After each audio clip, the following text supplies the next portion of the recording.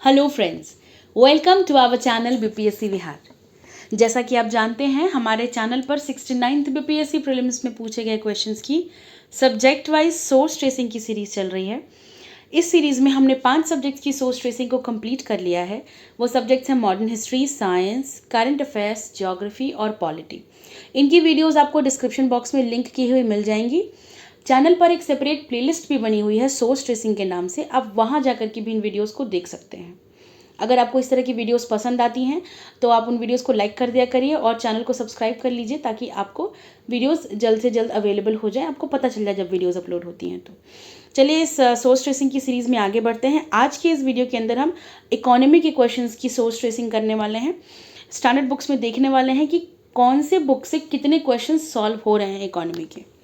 यहाँ पर आपको एक टेबल दिख रहा होगा साथियों, जिसमें लेफ्ट साइड में मैंने यहाँ पे सोर्सेज या बुक्स के नाम लिखे हैं और राइट साइड में नंबर ऑफ क्वेश्चंस। हम इन सोर्सेज के अंदर, जो कि एनसीईआरटी, ल्यूसेंट, इकोनॉमिक सर्वे और विवेक सिंह एक स्टैंडर्ड इंडियन इकोनॉमी की बुक है। आप जो भी बुक फॉलो करते हैं, अगर आप एनसीईआरटी और ल्यूसेंट के अलावा या फिर एनसीईआरटी और ल्यूसेंट की जगह पर कोई और इकोनॉमी के लिए बुक फॉलो कर रहे हैं, जैसे कि रमेश सिंह फॉलो कर रहे हैं, ब्रडाल फॉलो कर रहे हैं या फिर नितिन सिंघानिया फॉलो कर रहे हैं, आपकी चॉइस है।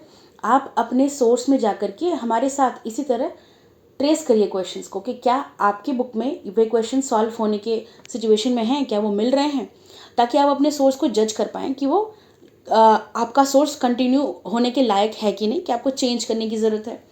और ये आपको निष्कर्ष जो है सिर्फ एक प्रश्न पत्र को देख करके नहीं बनाना है, आप 2-3 सालों के क्वेश्चंस के साथ ऐसे ही कर सकते हैं अगर आप कंफ्यूज हैं तो। इस वीडियो के अंत में हम इसी कन्फ्यूजन को दूर करने की कोशिश करेंगे कि हम वो कौन से सोर्सेज को यूज़ करें। हम नैरो डाउन करने की कोशिश करेंगे सोर्सेज की लिस्ट को, ठीक है, कि कम से कम वो कौन से सोर्सेज जिनको पढ़कर आप मैक्सिमम क्वेश्चंस को सॉल्व करने की पोजीशन पर रहें एग्जाम के टाइम पे। तो चलिए शुरू करते हैं, ठीक है। इस वीडियो के अंदर हम 10 क्वेश्चन है टोटल इकोनॉमी में, क्योंकि इस बार आए ही थे 69 बीपीएससी में इकोनॉमी के 10 क्वेश्चंस, तो हम उन 10 क्वेश्चंस को ट्रेस करेंगे एनसीईआरटीज और इन सारी बुक्स में जो मैंने बताया। और इकोनॉमिक सर्वे हम 2022-23 का इस्तेमाल कर रहे हैं, ऑफकोर्स, क्योंकि परीक्षा जो है वो 30 सितंबर 2023 को हुई थी, तो 22-23 का इकोनॉमिक सर्वे के बेसिस पे क्वेश्चन पूछे जाने की संभावना है। तो आगे बढ़ते हैं, वीडियो की शुरुआत करते हैं। देखिए पहला प्रश्न जो है ये क्वेश्चन नंबर 59 है। ये सेट ए है, क्वेश्चन पेपर जो मैं यहाँ पे लेके बैठी हुई हूँ ये सेट ए है और आपको ऑफिशियल वेबसाइट पे भी बीपीएससी के सेट ए ही मिलेगा। वहाँ से आप चाहे तो डाउनलोड कर सकते हैं और आप साथ में ट्रेसिंग भी कर सकते हैं सोर्सेज की। देखिए पहला क्वेश्चन है, which of the following currency is the costliest. सही जवाब इसमें पाउंड स्टर्लिंग है। और ये हमको कहाँ पे मिलेगा, हमने जब सोर्सेज को ट्रेस किया तो the most beautiful thing was this के पहला ही क्वेश्चन हमको इकोनॉमिक सर्वे 2022-23 में मिलता है। तो 22-23 की जो बुक है इकोनॉमिक सर्वे की पीडीएफ आपको मिल जाएगी, आप जाकर के देख सकते हैं, मिनिस्टर फाइनेंस की वेबसाइट पे आपको मिल जाएगी। इसमें चैप्टर 11 है, external sector watchful and hopeful करके। उस चैप्टर के अंदर पेज नंबर 334 पे इस तरह का एक ये इमेज दिखेगा, देख रहे हैं, ये जो लाइन ग्राफ है, ये जो आपको इमेज दिख रही है, इसमें यहाँ पर exchange rate of Indian rupee vis-a-vis major currencies दिया हुआ है।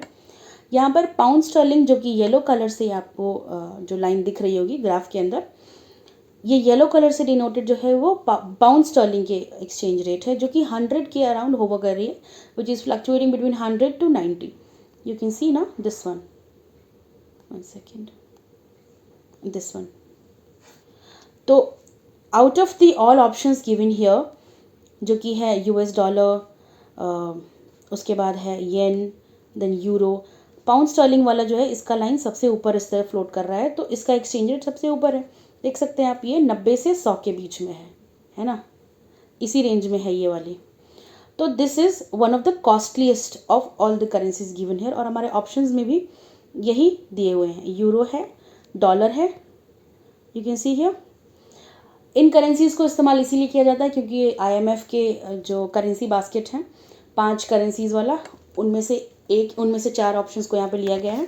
और out of the 5 pound sterling he costliest है। हमेशा से ही ट्रेंड रहा है, पाउंड स्टर्लिंग की वैल्यू सबसे ज़्यादा रही है, लेकिन फिर भी आपको एक अनुमान होना चाहिए, और वो अनुमान आपको यहाँ पर अभी इस सिचुएशन में कौन सी करेंसी सबसे कॉस्टलीस्ट चल रही है वो इकोनॉमिक सर्वे से पता चलता है। तो economic survey page number 334 external sector करके चैप्टर है। आप जाकर के अपने स्टैंडर्ड सोर्स में अगर आप कोई स्पेसिफिक बुक मतलब उसमें ढूंढ रहे हैं सोर्स को, जैसे रमेश सिंह या नितिन संघानिया, तो आप एक्सटर्नल सेक्टर करके चैप्टर होगा, ठीक है, या फिर इंटरनेशनल ऑर्गेनाइजेशंस करके होगा जहाँ पे आईएमएफ वगैरह डिस्कस्ड होंगे। तो आप आईएमएफ वाला जो करेंसी बास्केट वाला सेक्शन उसमें जाके देखिए कि क्या वहाँ पे करेंसी बास्केट में जहाँ पे एक्सप्लेन किया हुआ है कि जिन 5 इंटरनेशनल करेंसी के बेसिस पे पेग किया गया है एसडीआर्स और यूएस डॉलर वगैरह को, तो उनकी वैल्यूज़ लिखी हुई है क्या। कुछ बुक्स में होंगी, कुछ में नहीं होंगी, ऐसा हो सकता है। So you need to find that in your specific book, because standard sources economy के बहुत सारे हैं, तो बहुत मुश्किल है हर बुक में ढूंढ पाना। इसलिए मैं आपको यहाँ पे गाइड करने की कोशिश कर रही हूँ ताकि आपको एक अनुमान लग जाए कि आप अपनी बुक में कैसे ढूंढेंगे। ये काफ़ी बेसिक सी नॉलेज है कि एक्सचेंज रेट के बारे में लोगों को पता यूजुअली होता है, जनरल नॉलेज की बुक्स में पढ़ते हैं, वो यहाँ पे दिख रहा है। ल्यूसेंट जीके में मिल गया है ये क्वेश्चन, ठीक है। ये मिसलेनियस वाले सेक्शन में था ल्यूसेंट के, पेज नंबर 257 में आपको ये 8th एडिशन है, वहाँ पर मिल जाएगा। तो मैं यहाँ पे 8th एडिशन 2018 की है ल्यूसेंट, वो इस्तेमाल कर रही हूँ। ये पेज नंबर 257 है, इसमें मिसलेनियस में एक पॉइंटर दिया हुआ था जिसमें ये देखिए, foreign exchange rates are not fixed, it changes with market condition, but for example the exchange rate in, ये 2018 के कंडीशन है। अगर आपके पास लेटेस्ट वाली होगी ल्यूसेंट तो उसमें दिया रहेगा, और यहाँ पे आप देख सकते हैं हाईलाइटेड है, ब्रिटिश पाउंड सबसे महंगा है एक्सचेंज रेट वाइज, ठीक है। तो ये क्वेश्चन हो रहा है इकोनॉमिक सर्वे और ल्यूसेंट से सॉल्व। तो ये वाला क्वेश्चन ल्यूसेंट में हो रहा है सॉल्व, ठीक है। वहाँ से आपको आइडिया लग रहा है कि डॉलर और यूरो के मुकाबले जो है हमारा ब्रिटिश पाउंड ज़्यादा एक्सपेंसिव है, कॉस्टलीस्ट है। So this question is solved. Which of the following currency is the costliest वाला, ठीक है। तो आप ना अपना जो टेबल यहाँ पे इस तरह आपने बनाया हुआ है, अगर आप साथ में सोर्स ट्रेस कर रहे हैं तो आप +1 करते चले जिस सोर्स में आपको क्वेश्चन मिल रहा है। तो एनसीईआरटी के आगे +1 लगा सकते हैं, माफ़ करिएगा, ल्यूसेंट के आगे +1 लगा सकते हैं, और इकोनॉमिक सर्वे के आगे +1, क्योंकि एक सवाल तो इन दोनों से सॉल्व हो पा रहा है।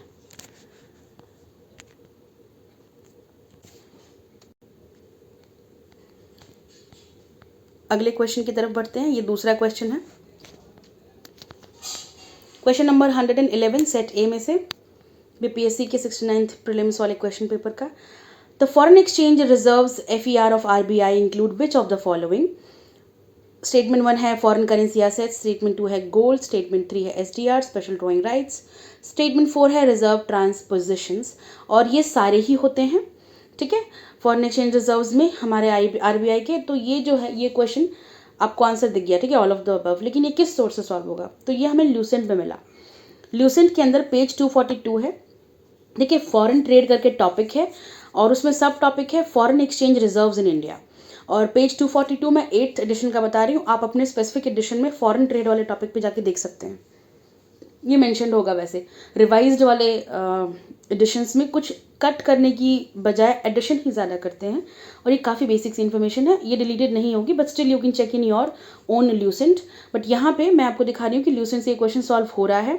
India's foreign exchange reserves comprises of foreign currency assets, FCAs, gold, SDR and reserve tranche positions, RTPs, ये चारों के मेंशन्ड है ना नाम यहाँ पे, वो चारों ऑप्शंस यहाँ दिए हुए हैं। सो हम ये क्वेश्चन ल्यूसेंट से सॉल्व कर सकते हैं। उसके अलावा ये देखिए, ये मनी एंड बैंकिंग पार्ट 1 करके चैप्टर है विवेक सिंह इकोनॉमी की बुक में, चैप्टर 2 है ये उस बुक के अंदर, और उसमें पेज नंबर 68 पे हमको ये मिल रहा है कि management of foreign exchange reserves ये टॉपिक है। उसमें फॉरेन करेंसी असेट्स क्या क्या मतलब क्या क्या फॉरेन एक्सचेंज रिजर्व्स इंक्लूड करते हैं, यहाँ पे देखिए स्टेटमेंट है ना, foreign exchange reserves include foreign currency assets, special drawing rights and gold. लेकिन यहाँ पे ना आरटीपीज, रिजर्व ट्रांसपोजिशंस के बारे में मेंशन नहीं है। लेकिन वैसे ही जब हम नेक्स्ट एक और चैप्टर है इसमें, चैप्टर 13 इंटरनेशनल ऑर्गेनाइजेशंस करके, उसमें सर्च करते हैं तो हमें foreign exchange reserve of a country मिल रहा है। यहाँ पे देखिए हाईलाइटेड है ना कि क्या क्या चीज़ें फॉरेन एक्सचेंज रिजर्व्स में होती हैं देश के, foreign currency assets, gold, SDR and reserve transposition, इनके बारे में मेंशन है। तो ये है विवेक सिंह। आप अपनी कोई भी स्टैंडर्ड बुक, चाहे वो मृणाल है, क्योंकि वो बहुत लेंदी है बीपीएससी के लिए, इसलिए मैंने उसको यहाँ पर सोर्स ट्रेस नहीं किया, क्योंकि बहुत कम ही लोग पढ़ते हैं स्पेसिफिकली बीपीएससी के लिए वो बुक को।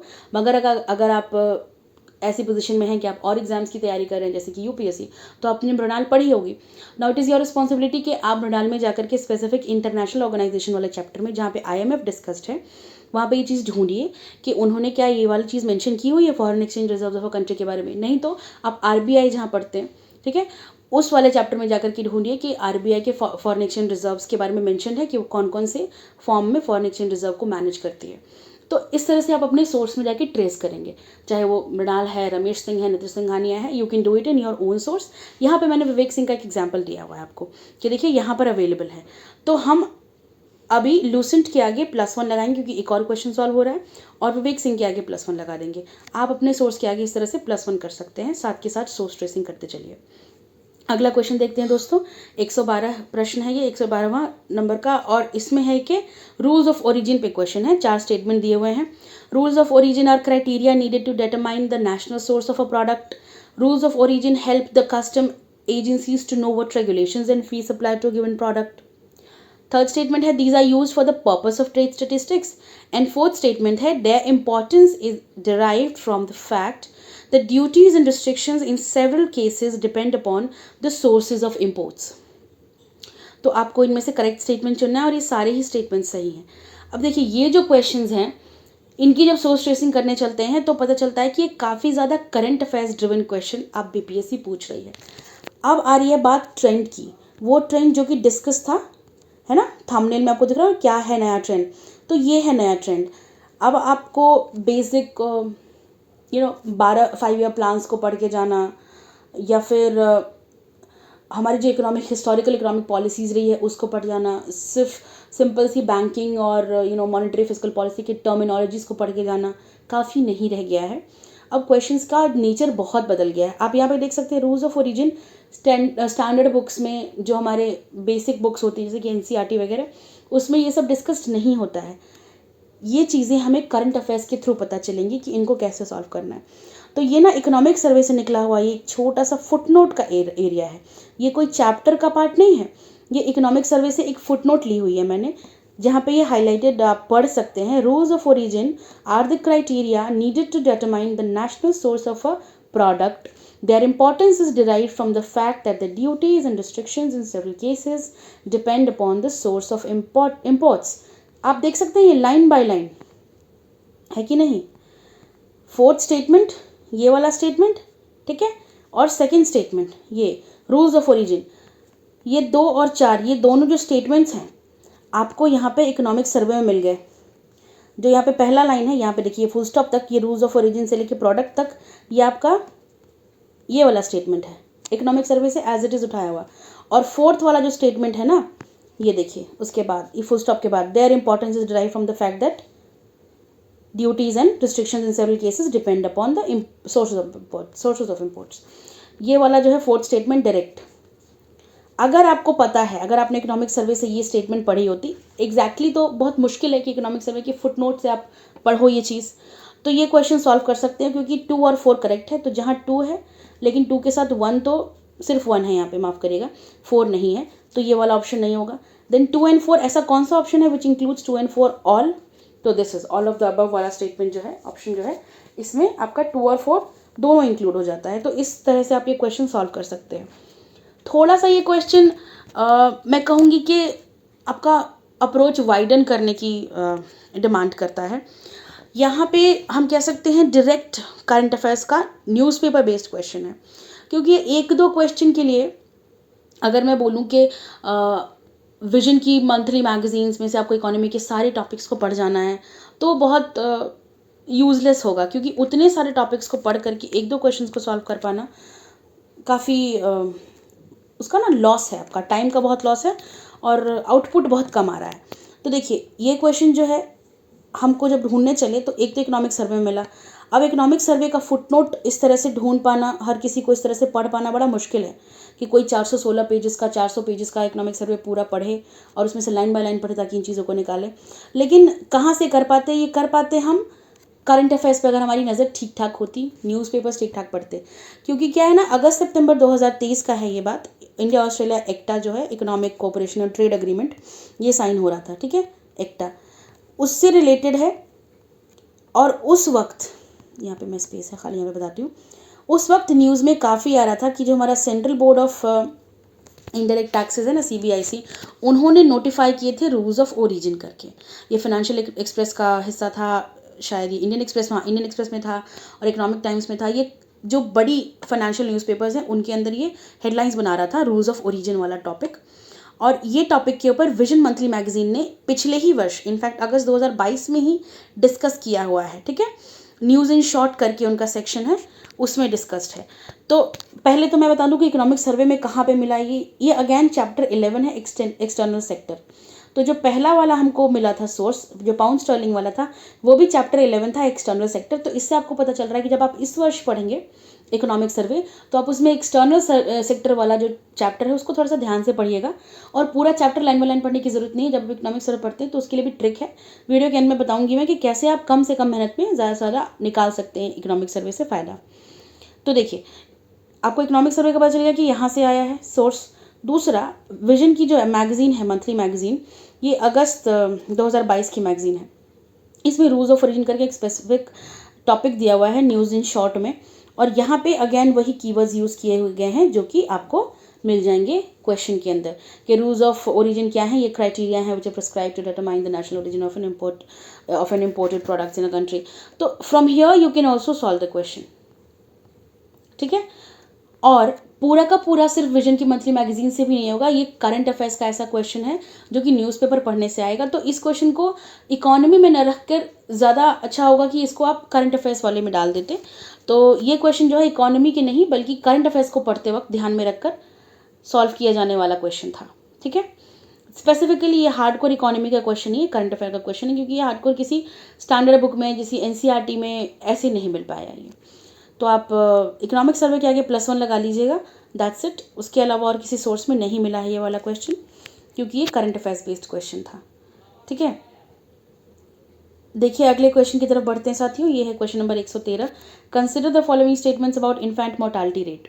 It is the probability of dying between birth and exactly 1 year of age expressed per 10,000 live births. Second statement, the infant mortality rate in the year 1950 was 189.6. फिर third statement, in the year 2019, the infant mortality rate was 30. Fourth statement, as per the samples registration system, Bulletin of Registrar General of India, the state with the highest infant mortality rate in the year 2019 was Uttar Pradesh. तो इसमें से correct statement ढूंढना है, और correct आपको जवाब पता है 2 और 3, यहाँ पे मैंने हाईलाइट किया हुआ है कि ये दोनों स्टेटमेंट्स ही खाली करेक्ट हैं, बाकी नहीं। ठीक है, statement 2 and 3 only are correct. देखिए, सोर्स ट्रेसिंग करने में पता चलता है कि NCERT क्लास 10th और 11th दोनों में ये इन्फॉर्मेशन, इसको पार्शली सॉल्व करने के लिए इन्फॉर्मेशन अवेलेबल है। तो क्लास 10th की NCERT है, उसका चैप्टर 1 इकोनॉमिक्स वाली बुक की बात कर रही हूँ मैं, इकोनॉमिक्स की सेपरेट बुक है क्लास 10th में, उसका चैप्टर 1 में पेज नंबर 10 है। ठीक है, डेवलपमेंट रिलेटेड बुक है, उसका नाम ही है डेवलपमेंट, उस चैप्टर का, माफ करिएगा, बुक का नाम है अंडरस्टैंडिंग इकोनॉमिक डेवलपमेंट और चैप्टर 1 है डेवलपमेंट। उसके अंदर एक टेबल है जिसमें some comparative data on Haryana, Kerala and Bihar है। इसमें इन्फेंट मोर्टालिटी रेट के ऊपर यहाँ पे नीचे दिया हुआ है, हाईलाइटेड है, आप देख सकते हैं। IMR indicates the number of children that die before the age of 1 year or as proportion of 1000 live children born in that particular year. कितना? 1000, 1000 चिल्ड्रन। तो यहाँ पर क्या हो रहा है, यहाँ पे 10,000 दिया हुआ है, तो इस सिचुएशन में ये क्वेश्चन जो है गलत हो जाता है। ठीक है, अगर आपको 1 एलिमिनेट करना आता है तो you again are in a position कि आप 50-50 वाले पे आ जाएंगे, या तो ये 2 3 4 है या ये 2 3 है। अब देखिए, फोर्थ स्टेटमेंट क्या है, एज पर दी SRS sample registration system bulletin. तो SRS बुलेटिन, अगर आप करंट अफेयर्स की तैयारी कर रहे हैं तो करंट अफेयर्स पढ़ते वक्त आपकी स्पेसिफिक मैगजीन्स में आपको ढूंढना है SRS बुलेटिन दिया हुआ है कि नहीं है, और नहीं भी दिया हुआ तो आपको खुद से गूगल सर्च करना है। Along with economic survey and budget, SRS bulletin जैसी चीज़ें हैं और सेंसस जैसी चीज़ें हैं। NFHS national family health survey का जब रिपोर्ट आता है तो वैसी चीज़ें हैं। कुछ ऐसे रिपोर्ट्स हैं जिनकी हाइलाइट्स आपको आने चाहिए। ये कुछ ऐसे डायनामिक करंट अफेयर्स हैं जिन्होंने नया ट्रेंड बना दिया है BPSC के अंदर। अब ये UPSC के पैटर्न पे क्वेश्चंस पूछ रहे हैं, उतना स्टैटिक नहीं रह गया है अब उनका इकोनॉमी पूछने का तरीका।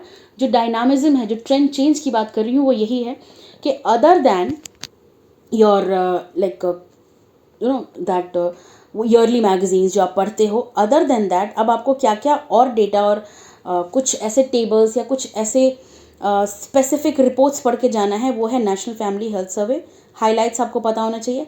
SRS बुलेटिन सैम्पल रजिस्ट्रेशन सर्वे, हाइलाइट्स आपको पता होने चाहिए। सेंसस जो भी लेटेस्ट हो पता होना चाहिए। Indian state of forest report पता होना चाहिए। ये सारी चीज़ें आपको अपने हैंडमेड नोट्स बना के रख लेने हैं, कहीं मिल जाता है तो वहाँ से पढ़ लीजिए, बट आपको ये 4-5 रिपोर्ट्स पढ़नी होगी। इसको इकोनॉमी से लिंक करना होगा, ठीक है।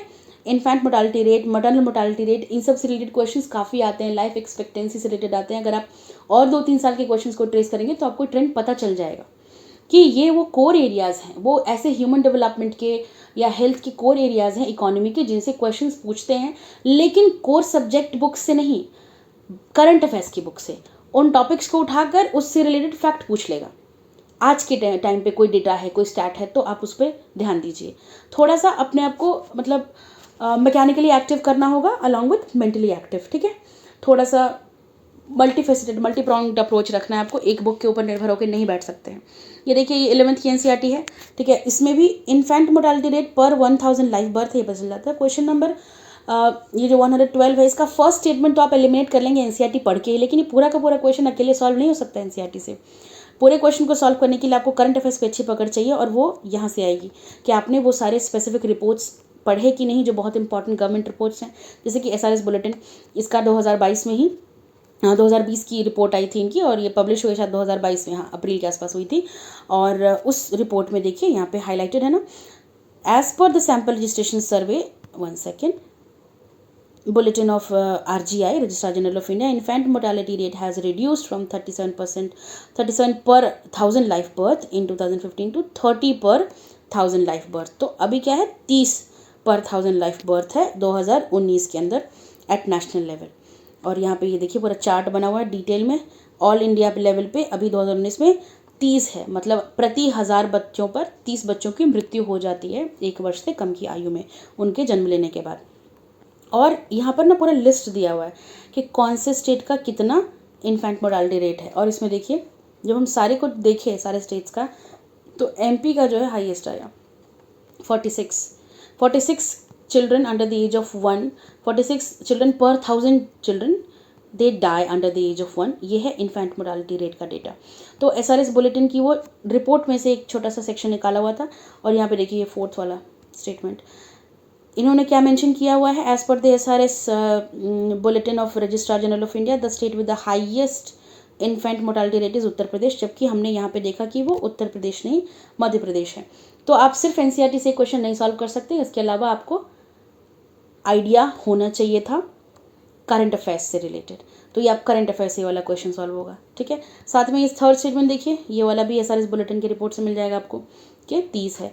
तो यू नो कि option 2 and 3 are correct and 4 is wrong. So when you know कि 4 is wrong, you can cut this, right, you can cut this, and then आपको पता है 1 भी रॉन्ग है, तो you can cut this also, and then you are in a position to solve 2 and 3। ये question में आप ल्यूसेंट, माफ़ करिएगा, NCERT class 10th and NCERT class 11, ये क्लास 11th की इंडिया इकोनॉमिक डेवलपमेंट करके बुक है। इस बुक से काफ़ी क्वेश्चंस आए हैं, हम अभी सोर्स ट्रेसिंग करेंगे तो उसमें पूरा पता चलेगा। ये क्लास 11th की बुक है, India economic development, chapter 8, page number 142 है। इंफ्रास्ट्रक्चर हेल्थ करके टॉपिक है, ठीक है। और चैप्टर का नाम है comparative development experience of India and it's neighbour. तो उसमें ये एक टेबल दिया हुआ है, और उस टेबल में मेंशन्ड है। अगर आपके पास लेटेस्ट बुक है NCERT लिस्ट डाउनलोड कर लीजिए, उसमें लेटेस्ट डेटा आपको मिल जाएगा। 2019 वाला मिलना भी थोड़ा सा मुश्किल है, 1-8 साल के बाद आ जाएगा। तो ये लोग बहुत लेट अपडेट करते हैं, इसलिए थोड़ा सा दिक्कत हो सकती है। बट ये क्वेश्चन आपको NCERT से पार्शली सॉल्वेबल है, और अगर आप उसको करंट अफेयर्स की ठीक ठाक नॉलेज रख के कपल करते हैं तो आप सॉल्व कर सकते हैं। मैंने एक और सोर्स यहाँ पे करंट अफेयर्स का मेंशन किया, देखिए विजन IAS की भी मैगजीन थी, ठीक है। उस मैगजीन में भी हमको ये न्यूज़ इन शॉर्ट्स करके एक सेक्शन है, उसमें ये मिल जा रहा है, जहाँ पे मेंशन है कि IMR जो है पर 1000 लाइफ बर्थ है, और 30 है इंडिया का IMR 2019 के अंदर। ये देखिए वर्ष 2019 में 30 IMR है। तो ऑप्शन 2 and 3 करेक्ट है, आप यहाँ से सॉल्व कर सकते थे, ठीक है। करंट अफेयर्स का क्वेश्चन है, तो less of an economy and more of current affairs questions. हमको यहाँ पे ऐसे 2 से 3 सवाल मिल गए जो कि करंट अफेयर्स पे निर्भर हैं, जैसे इकोनॉमी के ऐसे सवाल हैं, ठीक है। तो ये है वो नया ट्रेंड, ये है वो नया अप्रोच जो आपको फॉलो करना है। आपको आँख कान खोल करके करंट अफेयर्स पढ़ना है जब पढ़ना है तो, है ना। नेक्स्ट क्वेश्चन देखिए 114 नंबर का, human capital formation as a concept is better explained in terms of a process which enables statement 1 individual of a country to accumulate more capital, statement 2 increasing the knowledge, statement 3 increasing the skill levels, statement 4 increasing the knowledge, skill levels and capacities of the people of country। तो of course इसका सही जवाब option 4 है, क्योंकि ये सबसे inclusive statement है ना। इसके अंदर नॉलेज भी आ गया जो कि ऑप्शन 1 है, इसके अंदर स्किल लेवल भी आ गया जो कि ऑप्शन 2 है, at the same time capacities of the people of the country. ये कॉमन सेंस से बन जाता है क्वेश्चन, ठीक है। ह्यूमन कैपिटल की बात हो रही है तो कॉमन सेंस से बन जाता है, लेकिन उस कॉमन सेंस को डेवलप करने के लिए भी कुछ बैकिंग चाहिए ना दिमाग में।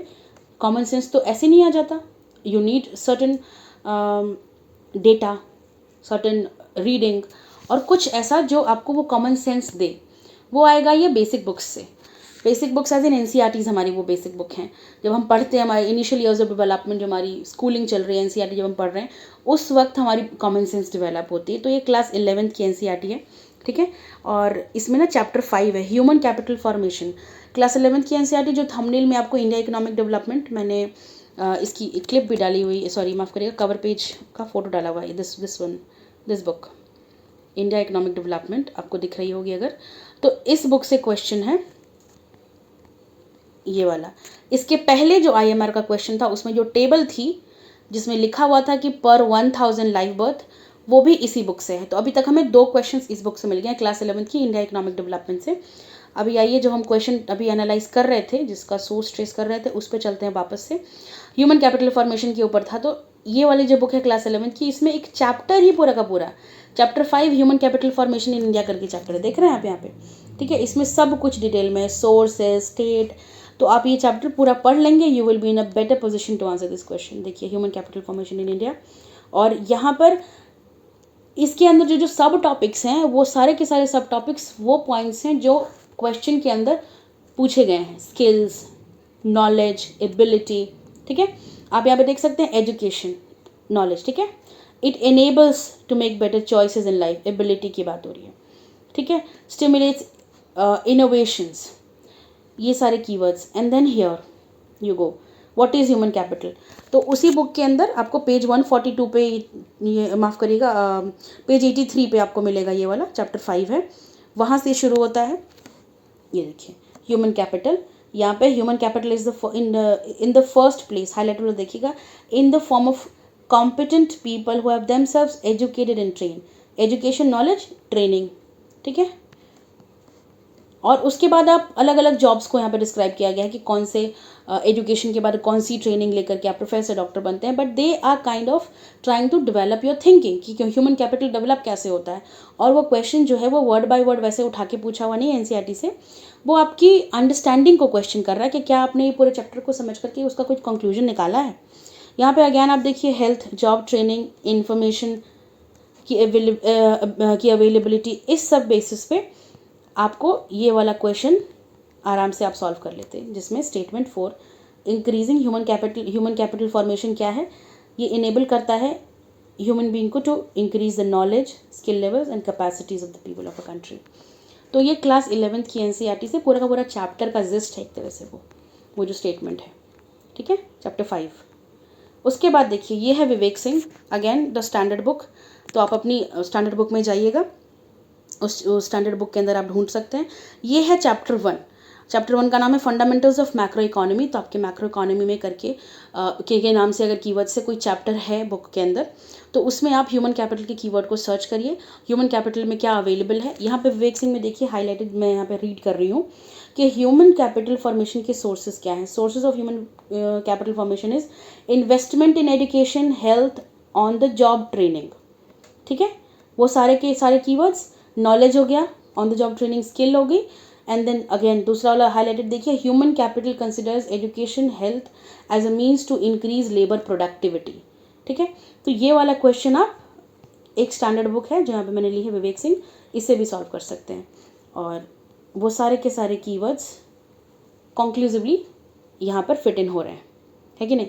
तो आप विवेक सिंह के आगे और एनसीईआरटी के आगे +1 लगा दीजिएगा। हमने एक और क्वेश्चन की सोर्सेज को ट्रेस कर लिया है। आप अपने रिस्पेक्टिव बुक में जा करके ढूंढ लीजिए, मैक्रो इकोनॉमी के चैप्टर के अंदर ह्यूमन कैपिटल दिया ही होगा।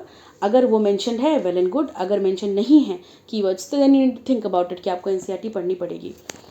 ठीक है, अगला क्वेश्चन है क्वेश्चन नंबर 115। देखिए फ्रेंड्स, अगर आपको हमारी वीडियो अभी तक पसंद आ रही हो तो प्लीज़ वीडियो को लाइक कर दीजिएगा। आप शेयर कर सकते हैं उन्हें जिन्हें इनकी ज़रूरत है उनके साथ, और प्लीज़ चैनल को सब्सक्राइब भी कर लीजिएगा। चलिए अगला क्वेश्चन देखते हैं। Consider the following statement regarding insolvency and bankruptcy. तो स्टेटमेंट्स हैं, नंबर 1 है कि bankruptcy refers to a financial state in which an individual or entity is unable to pay off the debts as they become due. Statement 2 है, insolvency refers to a legal process whereas the assets of the debtor are liquidated or reorganized for the benefit of creditor. Statement 3 है, bankruptcy is a state whereas insolvency is a conclusion. Statement 4 है, insolvency and bankruptcy board of India is a regulatory body responsible for overseeing insolvency and bankruptcy proceedings. सही जवाब है option 4, only 4 वाला, ये C option which states only 4, क्योंकि यहाँ पे ना इन्होंने उल्टा किया हुआ है। ये जो बैंक्रप्सी की डेफिनेशन है वो इंसॉल्वेंसी की और इंसॉल्वेंसी वाली बैंक्रप्सी की है, और बैंक्रप्सी जो है वो स्टेट बोला हुआ है जबकि बैंक्रप्सी जो है वो कंक्लूजन है, और इंसॉल्वेंसी के बारे में बोला गया कंक्लूजन है जबकि ये स्टेट होती है। तो कहाँ से ये क्वेश्चन पूछा गया है, चलिए सोर्स को ट्रेस करते हैं। देखिए, यह है विवेक सिंह के अंदर से chapter 3 money and banking part 2 करके है। तो आप अपनी रिस्पेक्टिव बुक में मनी एंड बैंकिंग का चैप्टर जाके खोलिए और वहाँ पर insolvency and bankruptcy code mention होगा, क्योंकि एनसीईआरटीज़ पुरानी बुक्स हैं और अभी रिवाइज वाली एनसीईआरटी में ये मेंशन नहीं मिला है फ़िलहाल, तो because we have looked into the new NCERTs as well, तो वहाँ पे ये नहीं है, अभी तक इंसॉल्वेंसी बैंक्रप्सी कोड उन्होंने डाला नहीं है। तो आप अपनी स्टैंडर्ड बुक्स में इसको ढूंढ सकते हैं, क्योंकि 2016 में आया है तो उन्होंने मेंशन किया हुआ होगा इसके बारे में। ये नया कोड है जो कि कंपनीज़ के इंसॉल्वेंट हो जाने के बाद उनके डेट्स वगैरह को हैंडल करने की सिचुएशन में वो नहीं रह पाते हैं तो कैसे उनको बैंकरप्ट डिक्लेयर करना, उसकी प्रोसीडिंग के ऊपर ये पूरा का पूरा कानून है। तो आप ये स्टेटमेंट देखिए, यहाँ पे जो मैंने यहाँ पे हाईलाइट किया हुआ है कि insolvency is a situation when an individual और a company is unable to pay its debt, while bankruptcy is a legal procedure for liquidating, winding up a business or property owned by an individual which cannot fully pay its debt out of its current asset। ठीक है, तो यहाँ पे देखिए situation है ना, insolvency जो है वो सिचुएशन है और बैंक्रप्सी जो है वो लीगल प्रोसेस है। इन्होंने रिवर्स कर दिया है स्टेटमेंट को, आप यहाँ से स्टेटमेंट देख पा रहे हैं। ये है विवेक सिंह बुक के अंदर चैप्टर 3 और उसमें पेज नंबर 139 है, specifically chapter 3 money and banking है। तो आप अपनी बुक के अंदर मनी एंड बैंकिंग में जाकर के इंसॉल्वेंसी एंड बैंक्रप्सी कोड एक बार देखिएगा, बैंकिंग के रेगुलेशंस में उन्होंने ऐड किया है कि नहीं किया है। तो आप अपने सोर्स के अंदर के आगे +1 लगा लीजिए, और यहाँ पे मैं नितिन सिंघानिया के आगे +1 लगा रही हूँ, माफ़ करिएगा नितिन सिंघानिया नहीं, ये विवेक सिंह है, विवेक सिंह के आगे +1 लगा रही हूँ, वहाँ से एक क्वेश्चन सॉल्व हो रहा है। एट द सेम टाइम अगर आप ये क्वेश्चन यहाँ से मान लीजिए स्टैंडर्ड बुक नहीं पढ़ते हैं, आप सिर्फ एनसीईआरटी या ल्यूसेंट्स पढ़ रहे हैं, ल्यूसेंट्स जीके पढ़ रहे हैं, तो उस सिचुएशन में आप ये क्वेश्चन कैसे कर पाते हैं, क्योंकि उन दोनों में से किसी में भी ये करंट अफेयर्स अप्रोच वाला क्वेश्चन तो हैंडल नहीं किया रहता है। तो ये देखिए, ये विजन की मैगजीन है, उसका जनवरी 2023 का एडिशन है, पेज नंबर 38 है, ये इकोनॉमिक्स वाला सेक्शन उनका, उसमें यहाँ पे पूरा इंसॉल्वेंसी एंड बैंक्रप्सी के ऊपर एक आर्टिकल आया हुआ है। तो ये again question less of economy and more of current affair है। ठीक है, यहाँ पे नो द टर्म करके स्पेसिफिकली इन टर्म्स को मेंशन किया गया है कि इंसॉल्वेंसी क्या है। It refers to a situation where companies or individuals are not able to repay the debt they owe, highlighted वाला देखिएगा। बैंक्रप्सी क्या है, ये एक लीगल प्रोसीडिंग है initiated when an individual or entity is unable to repay outstanding debts और obligations. ये यहाँ से क्वेश्चन आया। एंड देन यहाँ पे IBBI के बारे में कि ये रेगुलेट करती है फंक्शनिंग को, IPS के, IPAS को, IUs के। तो देखिए, रेगुलेटरी बॉडी, ये वाला स्टेटमेंट, ये वाला स्टेटमेंट और ये वाला स्टेटमेंट। सो यू नो, आपको ये स्टेटमेंट करेक्ट ही पता चल गया, और स्टेटमेंट 1 और 2 गलत हैं, ये आपको विवेक सिंह की बुक से भी पता चल रहा है, और तो और करंट अफेयर्स विजन वाली मैगजीन से पता चल रहा है। तो 1 and 2 if wrong then this statement becomes wrong, this statement becomes wrong, this statement becomes wrong and only 4 option C is correct. तो ये क्वेश्चन जो आप अपनी स्टैंडर्ड बुक से कर पाते हैं कि नहीं देखिएगा, ये विवेक सिंह से ये सॉल्व हो रहा है, वहाँ पे +1 लगा रहे हैं। और ये करंट अफेयर्स बेस्ड क्वेश्चन है, तो ये ऑफकोर्स विजन मंथली मैगजीन में आया हुआ है। हमें अब ध्यान देना है कि हम जब करंट अफेयर्स पढ़ेंगे तो पूरा का पूरा स्टैटिक या रूडिमेंट्री तरीका ना हो पढ़ने का, थोड़ा आपको ध्यान देना पड़ेगा। अगर कुछ ऐसे टॉपिक्स हैं जिन पे हाल ही में डेवलपमेंट्स आई हैं, आप खबरें सुनते होंगे, न्यूज़पेपर्स पढ़ते होंगे, तो आप उन चीज़ों को हाईलाइट करके रखिए, नोट करके रखिए कि आपको एग्जाम के टाइम पे एक बार देख लेना है, उससे रिलेटेड सर्च कर लेना है अगर कुछ नहीं हो तो, ठीक है। अगर कोई नया कानून आया है जो कभी एग्जिस्ट नहीं किया था, जैसे कि जब इंसॉल्वेंसी एंड बैंक्रप्सी कोड आया था तो it was in headlines, it was in news, तो those who knew about it they read it, उनके पास ठीक ठाक नोट्स अवेलेबल थे। तो अगर उन्होंने करंट अफेयर्स नहीं भी पढ़े होंगे और अगर उनके स्टैंडर्ड बुक में अवेलेबल नहीं भी होगा, तो अपनी न्यूज़पेपर रीडिंग के बेसिस पे वो इस क्वेश्चन को सॉल्व कर सकते हैं।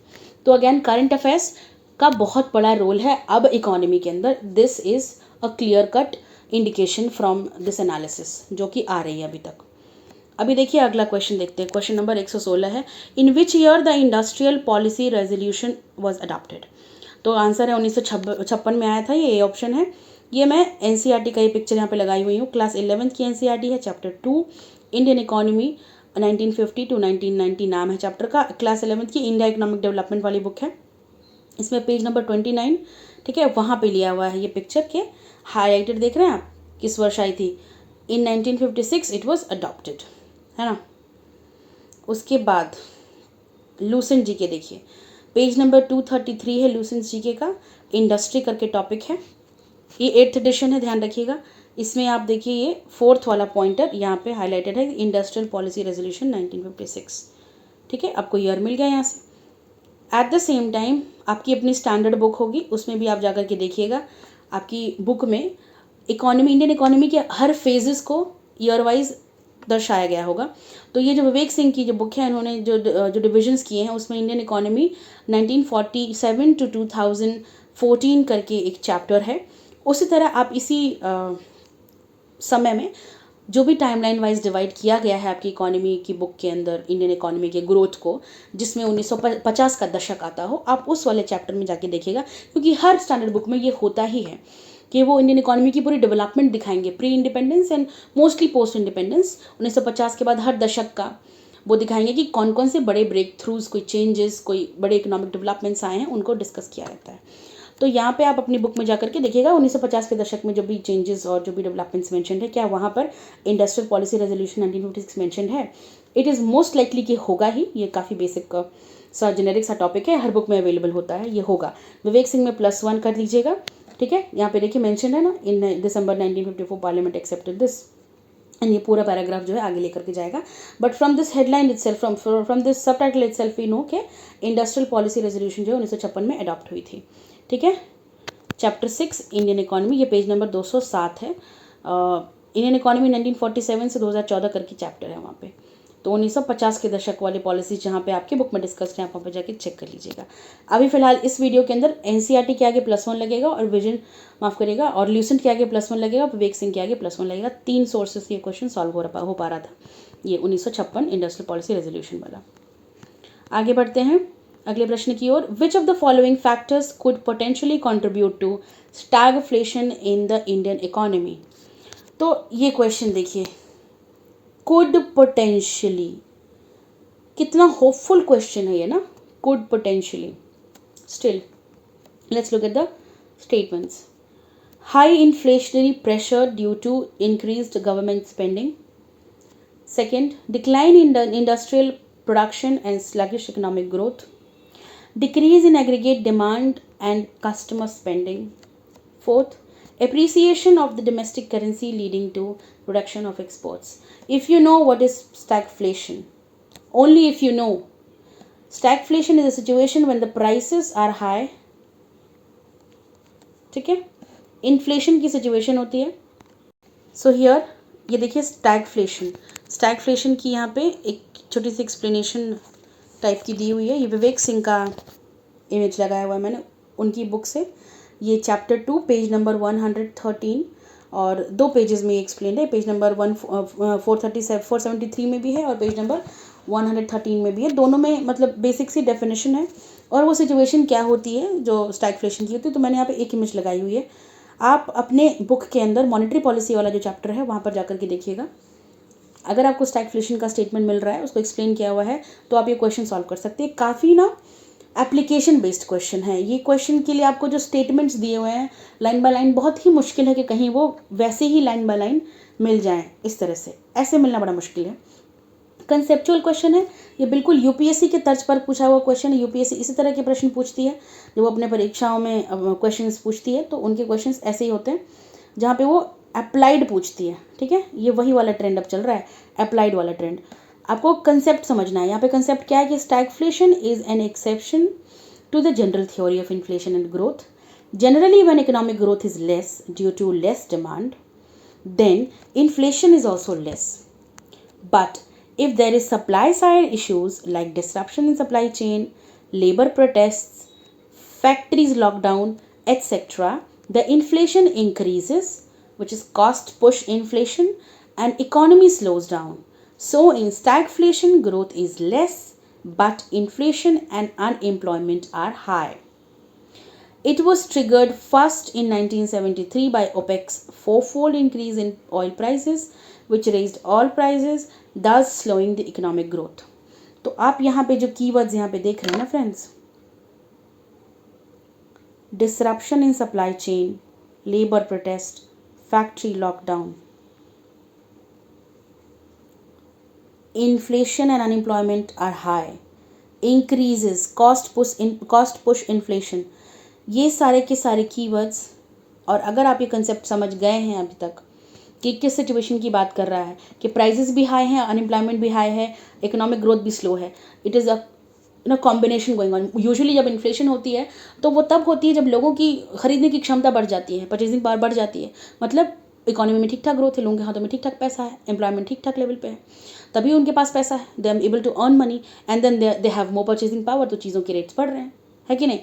इन्फ्लेशन ये सिचुएशन है। बट स्टैगफ्लेशन इसका थोड़ा सा डिफरेंट है कि प्राइजेस भी हाई हैं लेकिन एम्प्लॉयमेंट नहीं है, ग्रोथ इकोनॉमी में नहीं है, वो प्राइजेस हाई किसी और फैक्टर से हैं। तो यहाँ पे उन फैक्टर्स कुड पॉसिबल, पोटेंशियली भी पॉसिबल, उन फैक्टर्स की बात है। तो किन किन फैक्टर्स से other than the factors of inflation, उसके अलावा और किन फैक्टर से प्राइसेस बढ़ सकते हैं। यहाँ पे देखिए, high inflationary pressure due to increase government spending, हो सकता है गवर्नमेंट बहुत खर्चा कर दिया हो तो पैसा आ गया हो मार्केट में तो इन्फ्लेशन बढ़ गया हो, ये सही हो सकता है। दूसरा, कुड पोटेंशियली पूछा है इन्होंने। पहली बात, जिस तरह जब जैसे ही इस तरह के स्टेटमेंट पूछ लेते हैं ना, कैन, कुड, बहुत ज़्यादा इंक्लूसिव हो जाता है क्वेश्चन, इसमें चांसेस होते हैं most of the options will be correct. थोड़ा सा ध्यान देके चलिएगा अपने एग्जाम के अंदर इन चीज़ों को लेकर के भी, ठीक है। उस दूसरा स्टेटमेंट देखिए, डिक्लाइन इन इंडस्ट्रियल प्रोडक्शन, वहाँ पे मेंशन था ना इंडस्ट्रियल प्रोडक्शन में या सप्लाई चेन में दिक्कत होना, स्लगिश इकोनॉमिक ग्रोथ वो भी मेंशन था, तो ये सिचुएशन भी होती है, तभी स्टैगफ्लेशन आता है। फिर उसके बाद decrease in aggregate demand and consumer spending. अब मोस्टली जो कॉन्ट्रडिक्टरी चीज़ है इन्फ्लेशन से ये है कि इन्फ्लेशन और स्टैगफ्लेशन में ये डिफरेंस है कि इन्फ्लेशन में ना एग्रीगेट डिमांड जो है वो बढ़ती रहती है, तभी इन्फ्लेशन आता है, लोगों को चीज़ें चाहिए, इसलिए दे आर विलिंग टू पे मोर मनी फॉर इट, ठीक है, एक सिचुएशन है।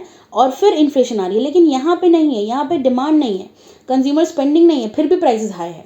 यही सिचुएशन तो डेफिनेशन है स्टैगफ्लेशन की, ठीक है। नेक्स्ट है कि appreciation of the domestic currency leading to reduction of export competitiveness, या तो डोमेस्टिक करेंसी की जो है वो वैल्यू बढ़ गई है, एप्रिसिएट हो गया है वो बहुत ज़्यादा, एज इन जैसे मान लीजिए कि $1 के अगेंस्ट आपको 80 रुपये खर्च करने पड़ते हैं, तो एप्रिसिएट हो जाएगा, मतलब $1 के अगेंस्ट आपको मे बी 60 रुपये खर्च करने पड़े। मैं एग्जांपल दे रही हूँ, इतना बड़ा फ्लक्चुएशन होता नहीं है मार्केट में।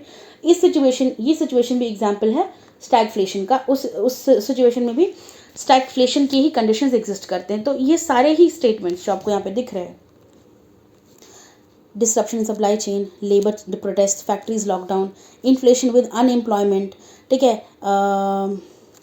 और कहाँ पे था, इकोनॉमिक ग्रोथ वाला भी था इसमें कीवर्ड ना, हाँ देखिए, economic growth is less, etcetera etcetera. तो ये सारे कीवर्ड्स जो आपको यहाँ पे मिल रहे हैं from this book, they are sufficient to put you in a position जिसमें आप ये ऑप्शन, ऑल ऑप्शन जो हैं 1 2 3 4, ऑप्शन डी जो है जिसमें सारे इंक्लूडेड हैं, इसको सिलेक्ट कर पाएँ, ठीक है। So this is the correct answer. And how do we get this from this book Vivek Singh. आप अपने बुक में जा करके मॉनेटरी पॉलिसी वाले सेक्शन में जाकर ये देख लीजिएगा कि स्टैगफ्लेशन के बारे में, जहाँ पे ये सारे प्राइस इंडेक्स एक्सप्लेन किया हुआ है, इन्फ्लेशन एक्सप्लेन किया हुआ है, CPI WPI एक्सप्लेन किया हुआ, वहाँ पे ये चीज़ है एक्सप्लेन्ड। अगर है तो उस पैराग्राफ को पढ़िएगा, उसको पढ़ करके आप क्या ये क्वेश्चन सॉल्व कर पा रहे हैं तो आपकी बुक में, हाँ आपकी बुक वो एक सोर्स है, तो आप अपनी बुक के आगे +1 लगा लीजिएगा। यहाँ पे विवेक सिंह के आगे हम +1 लगा रहे हैं, वहाँ से क्वेश्चन और सॉल्व हो जा रहा है। और किसी सोर्स से ये क्वेश्चन नहीं हो रहा है, NCERT में नहीं एक्सप्लेन है, ये लूसेंट में भी नहीं है। Next question friends, which of the following statements about non planned expenditure of central government is correct? So the expenditure is on interest payment, option A सही है इसका। और इसकी सोर्स ट्रेसिंग की ना तो ये NCERT के क्लास 12th की बुक में, जो कि मैक्रो इकोनॉमी वाली बुक है, देखिए माइक्रो इकोनॉमी पढ़िएगा भी मत, हैवी तो रख दीजिए साइड में, खरीदनी नहीं चाहिए थी पहले तो, अगर NCERT पढ़ रहे हैं आप, क्योंकि NCERT से काफ़ी क्वेश्चंस बन रहे हैं। अगर NCERT को ल्यूसेंट के साथ कपल कर दिया जाए ना और थोड़ा सा करंट अफेयर्स पे ध्यान दे दीजिए तो आपको कोई स्टैंडर्ड बुक की भी ज़रूरत नहीं है। लेकिन इकोनॉमी की NCERT पढ़ने में थोड़ी सी तकलीफ होती है, स्पेशली 12th क्लास की मैक्रो इकोनॉमी वाली। 11th क्लास की इंडिया इकोनॉमिक डेवलपमेंट वाली बुक बहुत अच्छी है, वो तो पढ़ के ही जाइएगा, उसके बगैर तो बड़ा मुश्किल होगा। मुझे तो बड़ा मुश्किल लगता है, क्योंकि उसमें एक बुक में से 3 से 4 सवाल सॉल्व हो रहे हैं, जस्ट 1 NCERT है कि नहीं। और NCERT पढ़ने में ज़्यादा समय भी नहीं लगता है, वो बहुत जल्दी जल्दी पढ़ ली जाती है। तो यहाँ पे देखते हैं, हम फिलहाल अपने इस क्वेश्चन पे स्टिक करते हैं, इधर नहीं जाना है। ये देखिए क्वेश्चन नंबर 123 था, उसमें हम क्लास 12th की इकोनॉमी है, मैक्रो इकोनॉमी वाली बुक है, उसमें चैप्टर 5 है गवर्नमेंट बजट एंड इकोनॉमी, ठीक है। उसमें पेज नंबर 70 में लिखा हुआ ना कि हाईलाइटेड, देखिए non plan expenditure are interest payments, the main items of non plan expenditure are interest payments. फिर उसके बाद और भी चीज़ें हैं, defence services, subsidies and salaries and pension. But हमको वो जो लाइन उठाई है यहाँ पे इन्होंने क्वेश्चन में, वो कहाँ से उठाई है, मिल गया है ना, NCERT में क्लास 12th की मैक्रो इकोनॉमी बजट वाला चैप्टर है, गवर्नमेंट बजट और इकोनॉमी वाला चैप्टर। वैसे इकोनॉमी जो हम देखते हैं इंडियन इकोनॉमी वाला पार्ट लूसेंट में हमको पेज नंबर 225 के अंदर 225 इंडियन फिजिकल सिस्टम है इस बुक के अंदर। यहाँ पे देखिए the major plan expenditures, non plan expenditures are interest payments, defence subsidies and general services, यहाँ भी मैंशनड है। जब आप प्लान नॉन प्लान एक्सपेंडिचर करेंगे तो पता चलेगा। ऑल दो ये जो कंसेप्ट है plan expenditure non plan expenditure का, it was done away with in 2017-18, ये ख़त्म कर दिया गया था। अब हमारे बजट में इस तरह का कोई सेपरेशन नहीं होता है, 2 तरह के एक्सपेंडिचर की लिस्ट नहीं आती है, इसलिए हमको ये स्टैंडर्ड बुक्स में देखने को नहीं मिला। बस इतना मेंशन है कि हाँ 2 तरह से आता था पहले, अब नहीं आता है। लेकिन वो जो डिफरेंस है, जैसे इस बुक में लिखा हुआ है NCERT में और लूसेंट में, कि वो कौन सी चीज़ें हैं that comprised non plan expenditure, अब नहीं मिल रहा है विवेक सिंह में, या आप अपनी स्टैंडर्ड बुक में जाके देखिए। अगर मिल रहा है तो वेल एंड गुड, कि क्या इंटरेस्ट पेमेंट्स, सब्सिडीज़ और ये सब नॉन प्लान एक्सपेंडिचर में आते थे, ठीक है। यहाँ पर हमारे जो सोर्स ट्रेसिंग की इस प्रोसेस के अंदर NCERT में आप +1 लगा लीजिए, क्योंकि क्लास 12 की NCERT सॉल्व हो रहा है, और लूसेंट पे +1 लगा लेते हैं क्योंकि उससे भी सॉल्व हो रहा है। And you can look into your respective books, government budget और इकोनॉमी वाले चैप्टर में जाके देखिएगा, अगर है मेंशन तो बहुत अच्छी बात है, आपका सोर्स अच्छा सोर्स है। उसके बाद लास्ट क्वेश्चन है फ्रेंड्स ये इकोनॉमी का, ठीक है। 69 पे PSC में टोटल 10 क्वेश्चन आए थे, 10वां क्वेश्चन है which of the following, economy का 10वां क्वेश्चन, माफ करिएगा, टोटल 10 इकोनॉमी के क्वेश्चन आए थे, 10वां इकोनॉमी का क्वेश्चन है which of the following is not true about globalisation and its impact on India. तो कौन सा सही नहीं है ग्लोबलाइजेशन के बारे में। स्टेटमेंट्स है it has expanded the trade in goods and services, very generic, जिसने भी ग्लोबलाइजेशन पढ़ी होगी उनको पता होगा। ऑफकोर्स ट्रेड एंड सर्विस का आयाम बढ़ा है। And then it has led to greater flow of FDI, foreign direct investment, this again is incorrect statement. And then increase in exports is greater than increase in imports, ये थोड़ा सा dicey सा लग रहा है कि इस तरह से आप कैसे बोल सकते हैं, क्योंकि एक्सपोर्ट इंपोर्ट तो बहुत फ्लक्चुएटिंग चीज़ है, कभी हो सकता है कि एक्सपोर्ट ज़्यादा हो, कभी हो सकता है कि इंपोर्ट ज़्यादा हो। तो ये इस तरह से ग्लोबलाइजेशन पर ये स्टेटमेंट देना, दिस इज़ रॉन्ग। एंड ये स्पेसिफिकली ग्लोबलाइजेशन की वजह से नहीं हो सकता, और भी बहुत से फैक्टर्स काम करते हैं, इसलिए ये वाला ऑप्शन जो है ये सही होगा कि ये इनकरेक्ट स्टेटमेंट है। तो ये क्वेश्चन हम कैसे सॉल्व कर सकते हैं, देखिए अगेन एन NCERT, और वही एक NCERT जिससे काफ़ी क्वेश्चन सॉल्व हो रहे हैं, ठीक है। हमने टोटल 4 क्वेश्चंस अभी तक देखे हैं, ठीक है, जो इस NCERT से सॉल्व हो रहे हैं। एक NCERT क्लास 11th की इंडिया इकोनॉमिक डेवलपमेंट, अगेन एक पूरा चैप्टर है, चैप्टर 3 ग्लोबलाइजेशन के नाम पे, ठीक है। आप इंडेक्स देखेंगे तो उसमें आपको दिखेगा चैप्टर 3 के अंदर liberalisation, privatisation, globalisation and appraisal करके चैप्टर है। उस चैप्टर में आपको ये मिल जाएगा। चैप्टर के अंदर ये पेज 45 से 49 के बीच में ग्लोबलाइजेशन का एक्सप्लेनेशन है पूरा। तो आप पूरा यहाँ पे पढ़िएगा ना तो आपको एक कंसेप्ट डेवलप होगा कि ठीक है क्या है trade in services and trade in goods जो हैं वो आउटसोर्स हो रहे हैं इंडिया से बाहर, और बाहर की सर्विसेज और ट्रेड इंडिया में आ रहा है. तो this is globalisation, the interlinking of the world. See here we have highlighted outsourcing वाला thing. And then here, the opening up of the economy has led to rapid increase in foreign direct investment.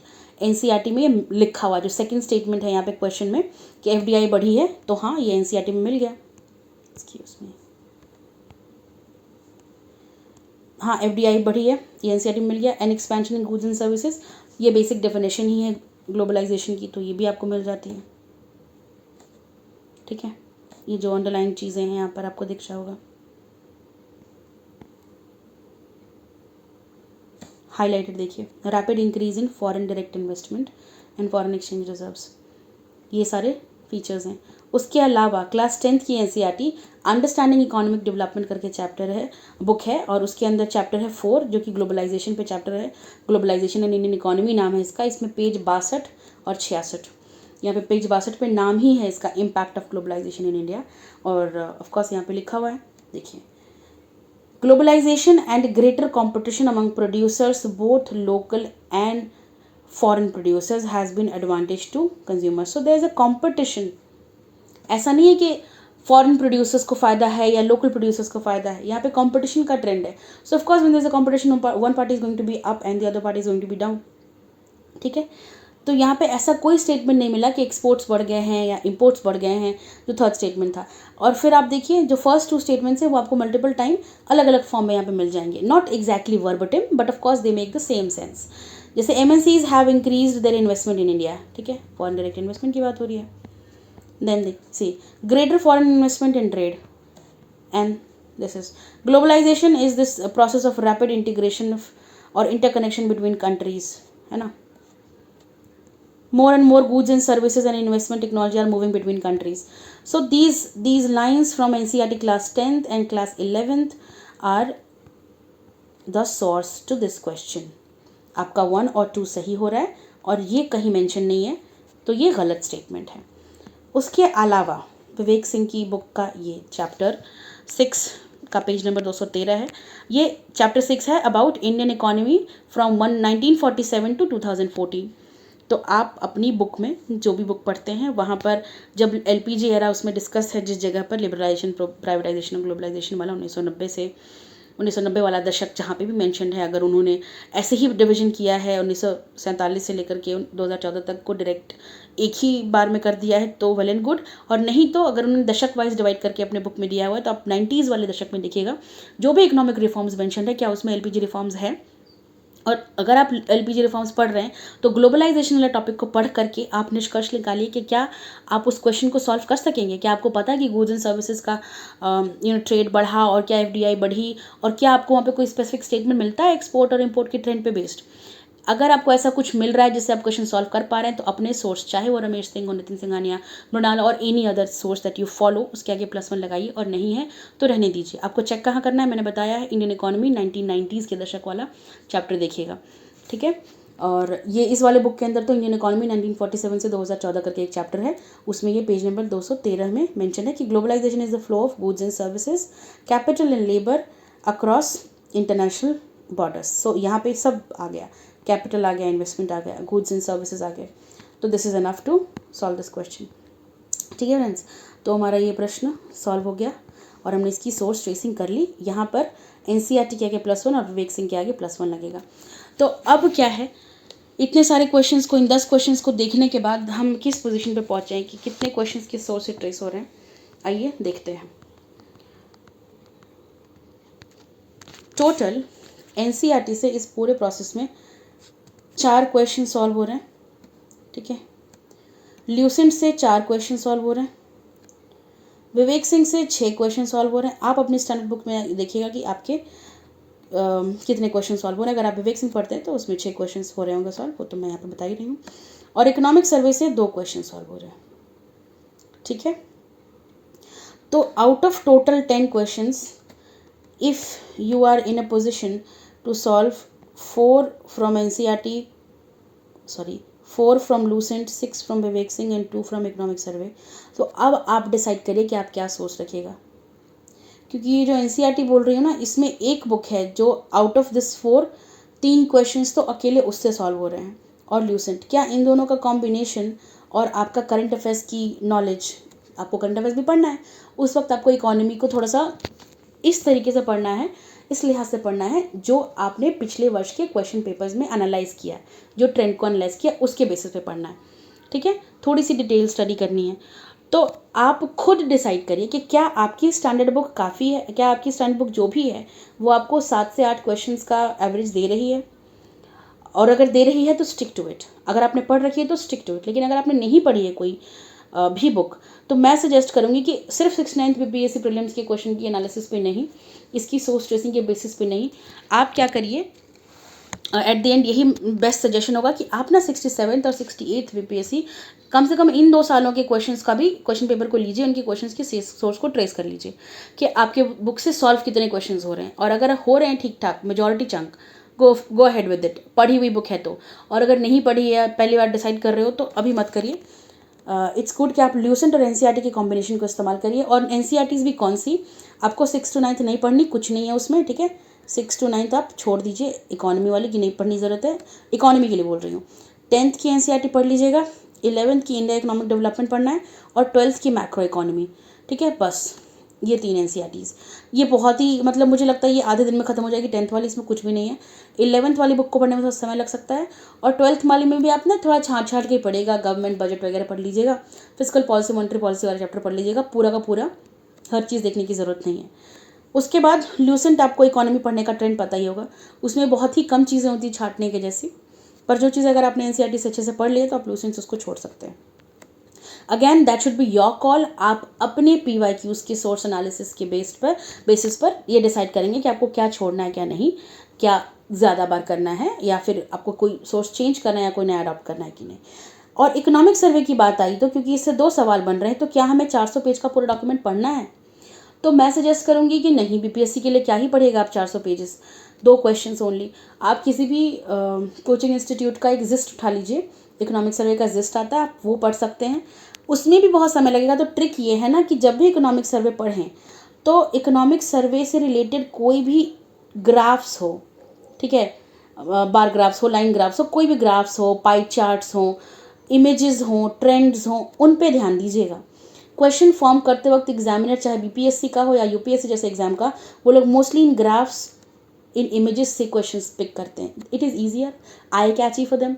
पूरा का पूरा data वो ढूंढेंगे, खुद उनको 400 pages ढूंढ करके अपने लिए क्वेश्चन फॉर्म करना है आपके लिए। दे वुड प्रेफर कि वो किसी ग्राफ से कम मेहनत लगा करके एक अच्छा सा क्वेश्चन निकाल लें। तो आप कुछ स्पेसिफिक चीज़ों पर ध्यान देंगे कि आप इमेजेस और ग्राफ्स को छोड़ेंगे नहीं उन जिस्ट में से, जो भी आप जिस्ट पढ़ते हैं, जिसका भी आप चाहे विजन की मंथली मैगजीन है या कोई और दृष्टि वाली की, किसी की भी आप अगर इकोनॉमिक सर्वे का जिस्ट पढ़ रहे हैं, तो आप ध्यान दीजिएगा, आप इमेजेस और वो डायग्राम्स और ग्राफ्स वगैरह छोड़िएगा मत, उसमें जाके चीज़ें देख लीजिएगा ध्यान से, कौन से ग्राफ्स कौन से चैप्टर्स देखने हैं। तो फिजिकल पॉलिसी वाला, मॉनेटरी पॉलिसी वाला, इन्फ्लेशन वाला, इस वाले वीडियो की एनालिसिस में पता चलता है कि स्टेट ऑफ इकोनॉमी से रिलेटेड, एक्सटर्नल सेक्टर से रिलेटेड, इन्फ्लेशन वगैरह, जो स्टेट ऑफ इकोनॉमी वाली बात कर रही हूँ, फिजिकल डेफिसिट कितना रहता था, रेवेन्यू डेफिसिट कितना रहा था, 2-3 साल का ट्रेंड, ये सब आपको पता होना चाहिए। इकोनॉमिक सर्वे से यही देखना है आपको। और आप बाकी क्या डिसाइड करना है, सिर्फ 1 साल के क्वेश्चन के बेसिस पे ये डिसाइड कर पाना बहुत मुश्किल है कि और क्या देखना है। 1-2 साल के आप एटलीस्ट क्वेश्चन पेपर में से ये निकाल लीजिए कि कौन कौन से सेक्शन से डेटा पूछ रहा है, कौन कौन से सेक्शन से स्पेसिफिकली उन्होंने फैक्ट्स पूछे हैं। अगर आप चाहते हैं इस तरह की वीडियो मैं लेकर के आऊँ हाईलाइट करते हुए कि आपको कौन कौन से सेक्शंस या टॉपिक्स को पढ़ना है, तो आप प्लीज़ कमेंट में बताइएगा। मैं खुद से आपके लिए पास 2-3 साल के इकोनॉमी के क्वेश्चंस के एनालिसिस करके उसके बेसिस पे आपको एक लिस्ट ऑफ टॉपिक्स दूंगी, लिस्ट ऑफ मैं बताऊंगी, डेटा दूंगी या फैक्ट्स दूंगी जिस पे आपको ध्यान देना है, कौन से कीवर्ड्स हैं जिन पे आपको ध्यान देना है स्पेसिफिकली इकोनॉमिक सर्वे में, कि पूरी सर्वे पढ़ना बहुत टाइम कंज्यूमिंग हो जाएगा और उसका आउटपुट उतना रहता नहीं है। ठीक है, तो बस फ्रेंड्स, इस वीडियो के लिए इतना ही। काफ़ी लंबी हो गई वीडियो, इसमें काफ़ी ज़्यादा एनालिटिकल था ये, इसीलिए। और अप्रोच भी डेवलप करना था, तो अप्रोच पता चला है हमें कि करंट अफेयर्स के साथ मिक्स करके पढ़ना है। एनसीईआरटी इंपॉर्टेंट है, अगर नहीं पढ़ रहे हैं स्टैंडर्ड बुक और समय की क्योंकि क्रंच बहुत है, तो एनसीईआरटी और लूसेंट का कॉम्बिनेशन यूज़ कर सकते हैं। साथ में आपको करंट अफेयर्स पे ध्यान देके रखना होगा, इकोनॉमी वाला करंट अफेयर्स की बात कर रही हूँ मैं, ठीक है। और इस वीडियो के लिए इतना ही फ्रेंड्स। अगर आपको वीडियो पसंद आती है तो प्लीज़ लाइक कर दिया करिए, शेयर करिए फ्रेंड्स के साथ जिनको इनकी ज़रूरत है उन सब के साथ। कॉमेंट करिए अगर आपको कोई सुझाव हो, कोई रिक्वेस्ट हो, तो हम ज़रूर उनको इनकॉर्पोरेट करने की कोशिश करेंगे अगर वो करना मुमकिन होगा तो। और फिलहाल इस वीडियो के लिए इतना ही। Wish you all the best for examination. धन्यवाद।